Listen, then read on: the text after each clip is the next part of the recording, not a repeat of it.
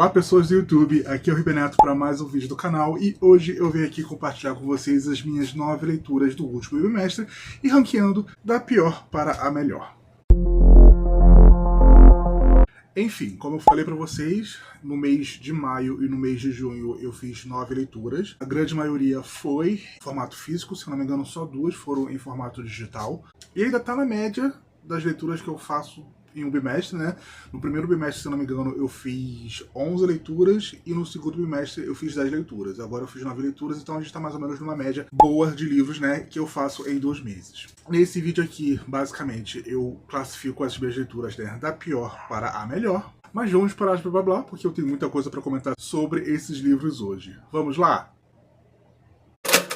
Enfim, em último lugar, no nono lugar desse nosso ranking de hoje, eu coloco o Bully King, o Rei da Escola, da Andy Jackson, que foi lançado aqui no Brasil pela editora The Gift Box. É uma leitura para maiores de 18 anos, apesar dos personagens terem por volta dos seus 17 anos e a história se passar no ensino médio em sua maioria. Por muito pouco, esse livro não entrou nas minhas decepções desse ano, muito pouco mesmo. Por quê? Porque os pontos positivos desse livro foram bem positivos, mas os pontos negativos que puxou esse livro para baixo, enfim, aqui a gente vai conhecer o Jonah e o Roman. O Jonah é esse filho de pastor que vai se mudar para essa cidade no interior do sul dos Estados Unidos, o que já é autoexplicativo. Ele é um garoto gay e ele esconde isso do próprio pai, porque o pai dele é pastor e existe muito dessa coisa da culpa cristã no meio da história. Só que no primeiro dia dele nessa escola, ele acaba tendo meio que um embate com o quarterback, com o capitão do time de futebol americano, que é o Roman. E o Roman vai se tornar o bully dele, e não vai ter muita coisa que ele pode fazer, porque esse time de futebol da escola são meio que os astros dessa pequena cidade. Só que o que o Jonah não sabe é que o Roman também é um rapaz gay, e que também vai se sentir atraído por ele, e que meio que vai criar um relacionamento às escondidas com o próprio Jonah, né, enquanto ele continua ali fazendo a linha durão, fazendo a linha bully para todo mundo em frente à escola por conta das aparências, né? Basicamente essa é a sinopse que a gente vai ter de Bully King. Como eu falei para vocês, vão ter aspectos desse livro que eu gostei muito, que fizeram com que ele fosse levado, né, a culpa cristã, o relacionamento do Jonah com a própria família e tal, o relacionamento da família do Roman, que é extremamente problemática e que vai falar abertamente sobre violência doméstica. Então esses pontos da história são bem positivos, só que os pontos negativos são bem negativos. Basicamente, ao criar esse bully, a Andy Jackson, na verdade, cria um verdadeiro criminoso. O que o Roman faz, não só com o Jonah, mas também com o próprio melhor amigo dele, que é um cara do time dele também, é crime. Esses dois momentos que acontecem na história, né, tanto com o Jonah, tanto com o melhor amigo dele, são crimes, e os personagens passam um pano pra isso depois que acontecem, um pano fudido, um pano muito fudido, sendo que as duas situações são tipificadas de crimes, sabe? Era pra esse personagem estar preso e não pra ter uma falsa redenção no final. E eu falo falsa redenção porque não acontece uma redenção de verdade, sabe? A redenção dele é assumir o relacionamento dele com o Jonah e sair do armário, ponto. E isso pra mim não é redenção. Isso é nem o mínimo que ele deveria ter feito, né? Enfim, eu tenho outra história da Andy Jackson aqui em casa pra ler, que vocês vão acompanhar no próximo vlog, né, que eu espero que a pessoa que escreveu com ela tenha segurado um pouquinho essa vontade dela de querer chocar o leitor a qualquer forma, mas no nono lugar a gente fica com o Rei da Escola, Bully King. Em oitavo lugar desse nosso ranking bimestral, a gente tem o What the Hex, de Alex Daria. E esse livro aqui, ele tinha tudo para me agradar e acabou que não deu tanto certo. Vai ser um romance sobrenatural, né? Uma novela de romance sobrenatural em uma ilha onde todos os personagens são bruxos, todos os personagens são mágicos, são essas famílias bruxas latinas, e que existia esse conceito muito legal, né, da magia da ilha alimentar essas famílias e a magia dessas famílias alimentar a própria ilha, né? Eu gostei do conceito mágico que Alex Daria aborda aqui, só que, enfim, o meu problema com essa história é porque você obviamente consegue enxergar no decorrer da narrativa que a ideia da Alex Daria era para ser um romance completo e não uma novela. Só que ela acabou transformando em uma novela e espremeu muito essa história em um período curto de tempo. Enfim, vamos para a sinopse, né? Aqui a gente vai conhecer a Cat Catagena. Ela passou um período fora da ilha, porque por um tempo ela sentia que não estava conseguindo produzir mágica. Ela se esgotou tanto com o trabalho que ela usava, né, para criação de vestidos e tal, com magia, que ela sentiu que ela estava sem mágica. Então ela se afastou da família, se afastou de todo mundo e foi para Nova York. A história se passa em uma ilha na Flórida. Então é basicamente, né, de uma ponta a outra da costa. E ela volta para essa ilha, né, para ilha onde ela nasceu, por conta do casamento da irmã dela. E quando ela chega na ilha, por conta desse casamento da irmã dela, né, da irmã mais velha dela, ela descobre que basicamente está todo mundo enfeitiçado, inclusive a própria irmã, as irmãs mais novas, os pais do noivo, os amigos do noivo. E o noivo da irmã dela, na verdade, está sendo possuído por um demônio. Então ela vai meio que precisar correr contra o tempo para expurgar, para exorcizar esse demônio do corpo do noivo da irmã dela. Com isso ela vai contar com a ajuda do irmão mais novo do noivo da irmã dela, que é o Diego Paz, né? A questão é que ela e o Diego possuem uma história ali do tempo de escola. Eles eram meio que rivais ali quando eles eram adolescentes, só que agora vão precisar trabalhar juntos, né? E o que ela logo percebe é que Diego ficou gostosão, é óbvio. Enfim, essa história tinha tudo pra me divertir. Eu gostei muito da mitologia, eu gostei muito da forma como essa ilha e essas famílias foram construídas, mas foi como eu disse pra vocês. A história em si, ela foi muito apressada. Você percebe que a autora tinha pontos específicos que ela já tinha desenvolvido muito bem, que era para um projeto maior. Ela própria confessa no final do livro que essa história original era um romance que ela tinha na gaveta e que ela acabou usando essa narrativa para fazer parte desse projeto de novelas que foi publicada pela Amazon.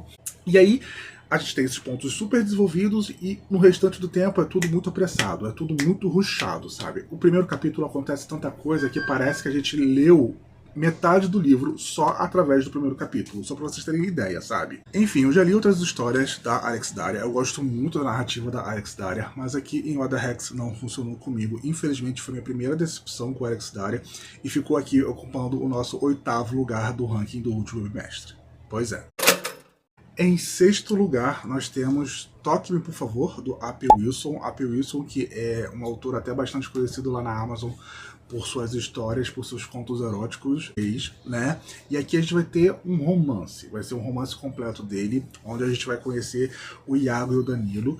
Iago é um rapaz que tem paralisia, ele está fazendo pré-vestibular em um curso para pessoas com necessidades especiais, até renomado ali em Goiânia, se eu não me engano essa história se passa em Goiânia. O novo instrutor dele, né, de fisioterapia, que é o Danilo, chama bastante a atenção dele, porque esse cara bonitão, gostosão e tal, e que passa a ser parte dos sonhos eróticos que ele tem. Então o Iago acaba colocando na cabeça que ele precisa conquistar o Danilo, nem que seja a última coisa que ele faça. Sim, essa história vai virar uma obsessão. Sim, o Iago vai por caminhos muito horríveis para fazer isso, né, para conquistar. Até porque a gente percebe que o Iago ele não está exatamente apaixonado pelo Danilo. O Iago ele está com tesão. Então existe essa diferenciação que a gente acaba percebendo no decorrer da narrativa, né? Mas o que eu mais gostei de Toque-me, por favor, é justamente isso, porque a construção do personagem Iago, ela é desse personagem que não é visto como coitadinho, sabe? Muito pelo contrário, ele é visto como um grande filho da puta.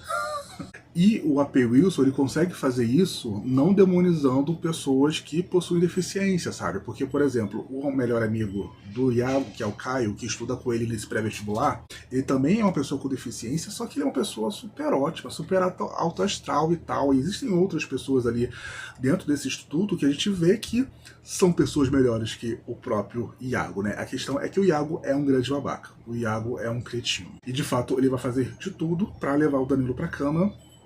Spoiler, ele consegue. Como falei pra vocês, não pelos meios mais nobres e etc e tal. Enfim, eu dei, se eu não me engano, 4 estrelas para Toque-me, por favor. É uma história onde você vai odiar muito esse protagonista. Eu fiquei com um pouquinho de raiva do Danilo no final, porque... enfim, não por algo que ele faz, mas por algo que ele sente. Que eu fiquei, garoto, cara... acorda pra vida, você perceba que foi enrolado pelo amor. Mas enfim, eu gostei desse personagem tão ambíguo, tão cinzento. Acho que não é nem cinzento, ele já tá indo ali pro lado escuro da força mesmo. Enfim, dei 4 estrelas pra Toque-me, por favor, e foi uma descoberta muito interessante, né? De ler uma história maior do A.P. Wilson, então aparece aqui no nosso 7º lugar do ranking.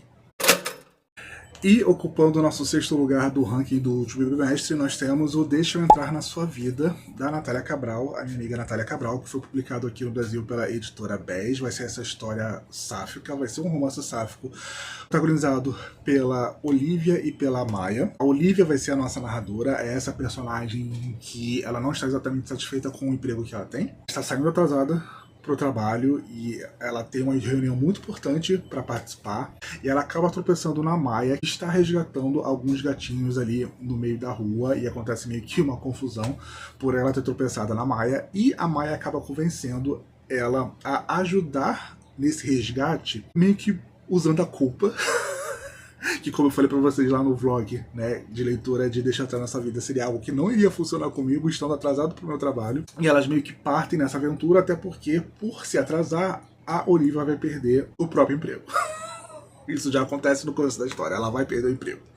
Enfim, eu gostei muito, muito, muito da narrativa da Natália aqui em Deixa Eu Entrar em Sua Vida. É algo muito leve, algo muito divertido, o que é engraçado, porque a primeira metade tem esse tom mais leve, tem esse tom mais divertido dessa aventura das duas personagens através da cidade para resgatar esses gatinhos, porque acontece um monte de coisa que vai impedir o destino dos gatinhos até elas encontrarem um lar de verdade para eles. Mas a parte que me prendeu de verdade na história da Natália é justamente a segunda, a parte final, que é quando a gente conhece mais sobre as duas personagens, o passado de cada uma, como o passado afetou cada personalidade, né, e como isso vai ditar o futuro das duas como um casal, porque obviamente as duas vão acabar se envolvendo, né, vai começar tudo através dessa missão que as duas partem juntas, e depois elas meio que vão passar um final de semana juntos por conta de vários acontecimentos, né, que nós vamos ter aqui no decorrer da história, da narrativa. E eu já disse pra vocês, né, que eu gosto muito dessa característica de crônica que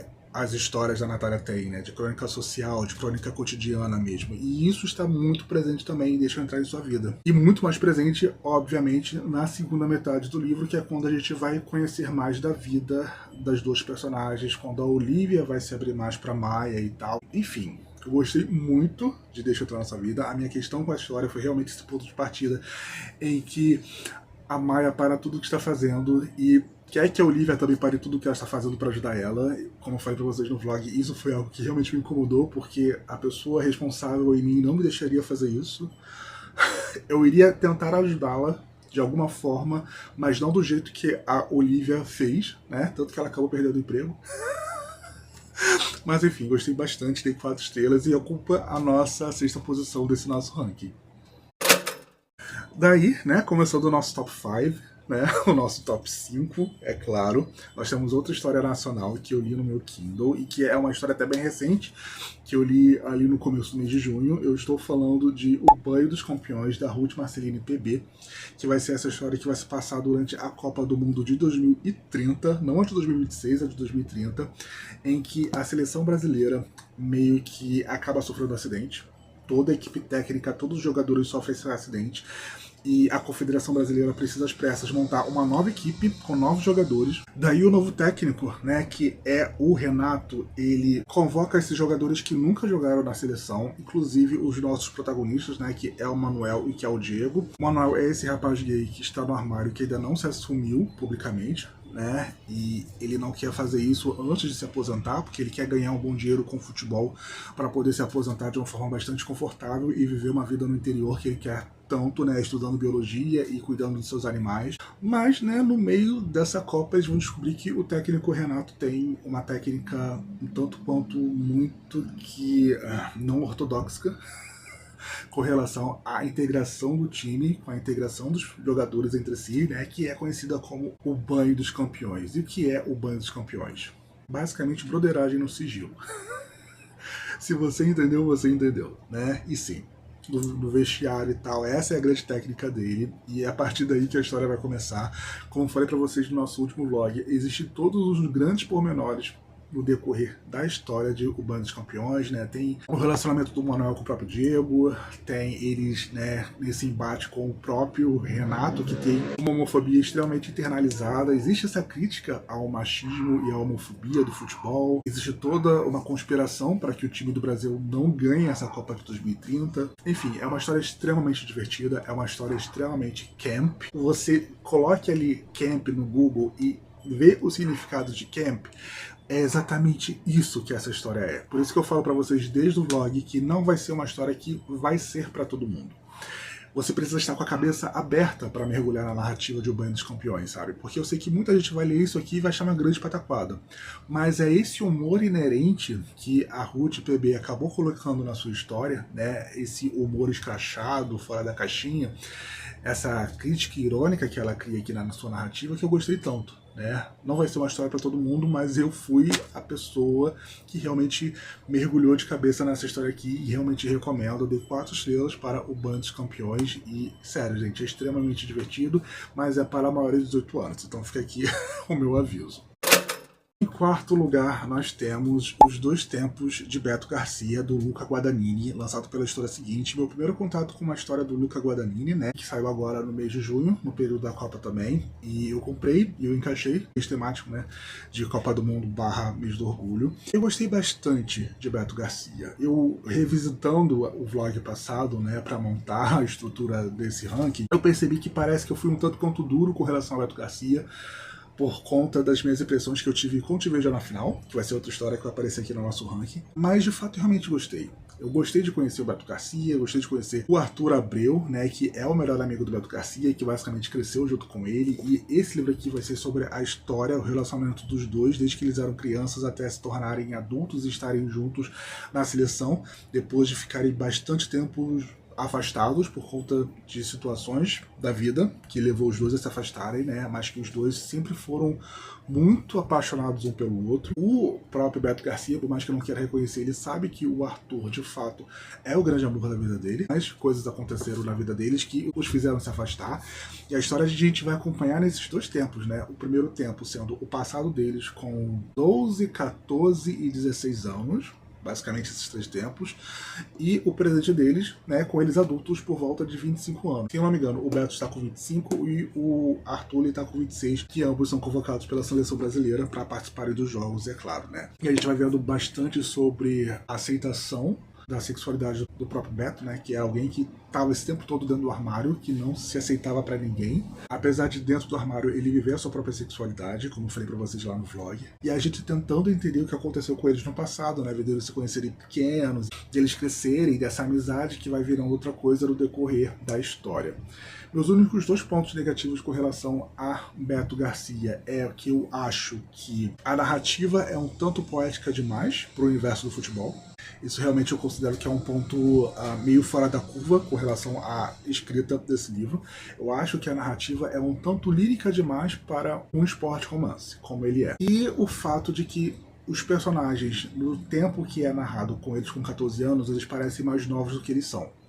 Com 16 e com os 12 anos, eles parecem realmente de fato ter essa idade. Mas quando eles estão ali no período dos 14 anos, eu achei que eles eram muito infantis para 2 adolescentes que tinham 14 anos na época, sabe? E isso para mim me tirou um pouco da história desses momentos. É ali, na primeira metade do livro, mas foram momentos um pouco mais difíceis para mim mergulhar de cabeça na história, mas eu gostei muito. Eu dei 4 estrelas para Os Dois Tempos de Beto Garcia e ele ficou aqui na nossa 4ª posição do ranking do último bimestre, para vocês verem como eu gostei. Ocupando o nosso top 3, né, nós temos a HQ de Hoje Eu Quero Voltar Sozinho, do Daniel Ribeiro, ilustrado pelo Bruno Freire. Daniel Ribeiro, que é o autor, o roteirista e o diretor do filme e do curta-metragem que deram origem a essa HQ. Eu sou muito fã do filme, as minhas expectativas com relação a essa HQ estavam bem altas. Elas foram supridas? Eu diria que sim. Tem 2 momentos aqui que puxaram um pouquinho a história para baixo, que eu acho que acabaram nichando um tanto essa HQ a um público, enquanto eu acho que os filmes eles são mais abertos para um público em geral, no quesito de alcançar o público mesmo, né? Mas enfim, aqui a gente vai conhecer a história do Léo e do Gabriel. O Léo é esse rapaz que ele tem deficiência visual, ele é cego, e ele é muito super protegido pela própria família. Ele tá querendo fazer intercâmbio meio que para fugir da superproteção da própria mãe dele, e acaba que chega o Gabriel na escola deles, ali no período do ensino médio, dele e da Giovana, que é a melhor amiga dele, que eu acabei esquecendo de comentar, que é meio que a dupla inseparável dele. E o Léo vai se apaixonar pelo Gabriel. coisas vão acontecer ali no decorrer da história, que a gente vai vendo que o Gabriel também é apaixonado pelo Léo, né? E como é que os dois vão entrar um na história do outro, como é que os dois vão ver esse relacionamento, né? A gente acaba acompanhando aqui, porque nesse volume, apesar de estar escrito aqui volume 1, né, que indica que essa história vai continuar através de mais livros, através de mais HQs, nesse primeiro a gente tem toda a história que é apresentada no filme, do começo ao fim, sem tirar muita coisa, só tira de fato a presença mais forte da avó do Léo, que é muito presente no filme e que aqui ela acaba sendo apenas citada, sabe? Mas é só isso que acontece, que é de diferente do filme que a gente encontra aqui na HQ. Enfim, eu gostei muito, os traços do Bruno Freire são muito bonitinhos e eles de fato lembram bastante os atores do filme, mesmo tendo esse traço muito específico, muito característico do Bruno Freire, né? As cenas todas aqui do filme estão presentes, né? A minha única questão é que, como eu falei para vocês, existem duas cenas aqui na HQ que parecem que foram juvenilizadas demais. Eu não diria nem juvenilizadas, elas foram infantilizadas demais, meio que para não chocar o próprio público.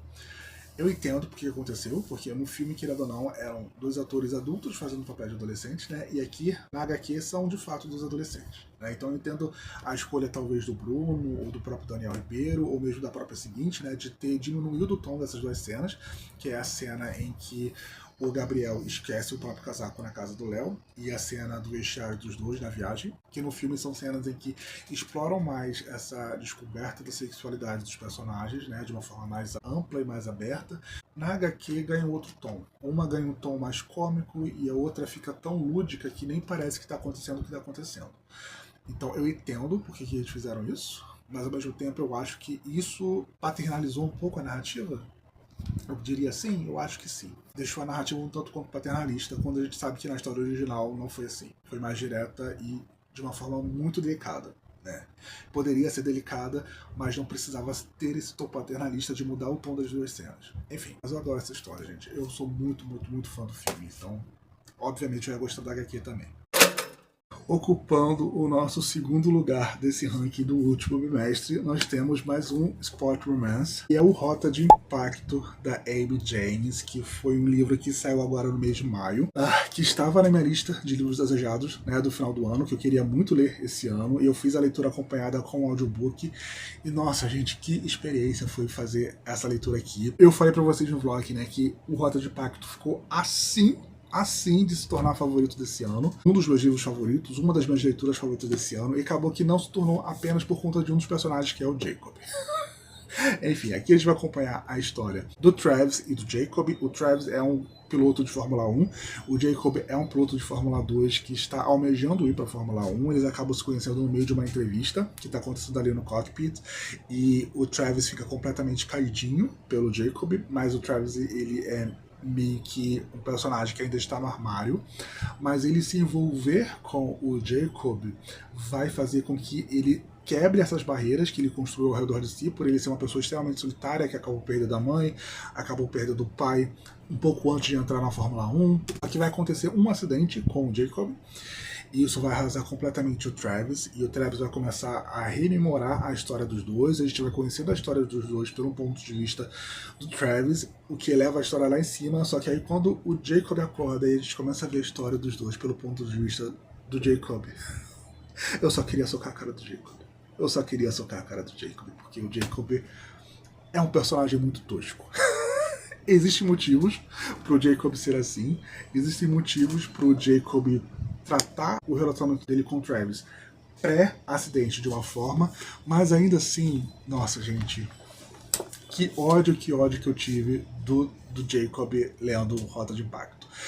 Por conta do Jacob que a história não se tornou favorita, a forma como acontece a redenção do Jacob no final do livro, eu entendo como aconteceu, eu realmente entendo como aconteceu, eu entendo a escolha da Amy James, mas eu queria mais. Eu queria que o Jacob implorasse um pouco mais, sabe? Enfim, em segundo lugar nós temos Rota de Impacto, e como falei pra vocês, por muito pouco ele não se tornou favorito desse ano.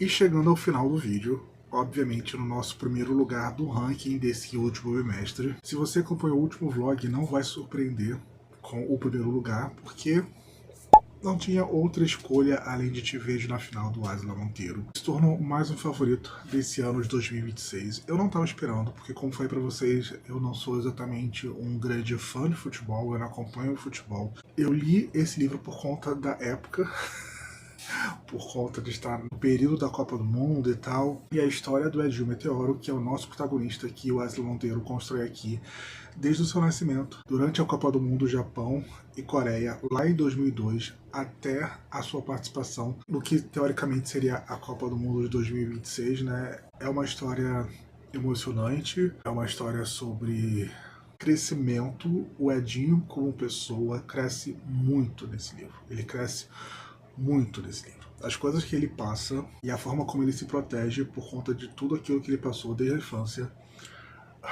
Não é surpresa para ninguém que eu chorei em vários momentos do decorrer dessa história. Eu acho que até tentar contar de novo a sinopse desse livro para vocês vai ser complicado, porque já na entrada do vlog eu levei mais ou menos uns 25 minutos para conseguir organizar todas as minhas ideias e passar um pouquinho do que era Te Vejo na Final para vocês de uma forma coerente, sabe?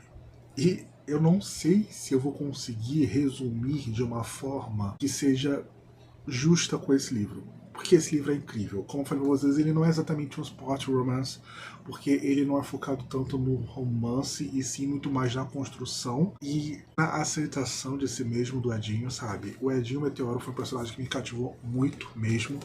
Então, assim, se você quer ler um livro sobre personagens, é isso que eu estou falando, um livro sobre personagens, Te Vejo na Final é pra você, sabe? E como eu falei pra vocês lá no vlog, você precisa ler os agradecimentos, porque nos agradecimentos a história meio que continua também, sabe? O Asla Monteiro usa o espaço do agradecimento pra continuar a desenvolver essa história, que eu achei isso sensacional. Enfim, mais um favorito desse ano. Eu não esperava nada desse livro e ele acabou me entregando tudo, ficando no nosso primeiro lugar do ranking desse bimestre. Te Vejo na Final, do Asla Monteiro.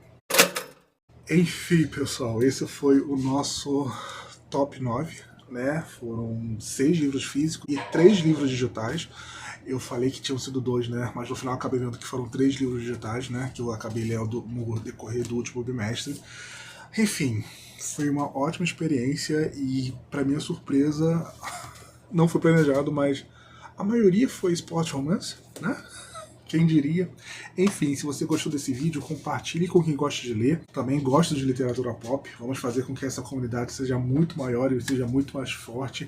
Deixa aqui embaixo nos comentários se você já leram algum desses livros, se pretende ler. Vamos conversar com vocês.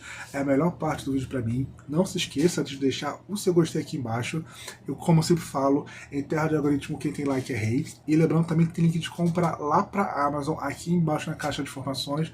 Vocês comprando qualquer livro, qualquer produto através dos meus links de compra, eu recebo uma pequena comissão e vocês não estão pagando nada além por isso, além de estar ajudando bastante a esse produtor de conteúdo nessa plataforma gigantesca que é o YouTube. Não se esqueça do Super Hype se aparecer para vocês, por favor, isso ajuda muito a mim e ao canal Movie Crushes, pois aqui foi o Beneto para mais um vídeo de resumão de leituras do canal. Tchau e até o nosso próximo encontro.